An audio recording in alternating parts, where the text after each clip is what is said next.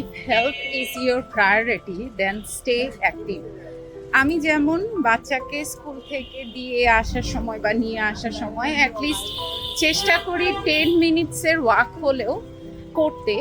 এটাতে যে শুধুমাত্র আমার এটা ওজন নিয়ন্ত্রণে কাজ করবে তা না, নিজেকে অ্যাক্টিভ রাখলে, স্পেশালি হাঁটলে, এটা যেমন আমাদের লেগ মাসেলকে স্ট্রং রাখে, জয়েন্টসকে ভালো রাখে এবং অনেকটাই কিন্তু সুস্থ থাকা যায়, রিল্যাক্স থাকা যায়, ব্লাড সার্কুলেশন ভালো রাখে, মনটাও কিন্তু অনেক ভালো থাকে। সো যদি হেলথ আপনার প্রায়োরিটি হয় তাহলে অবশ্যই শুধু ওজন নিয়ন্ত্রণের জন্য না, নিজেকে যে কোনো উপায়ে এই সারাটা দিনে অ্যাক্টিভ রাখবার চেষ্টা করতে হবে।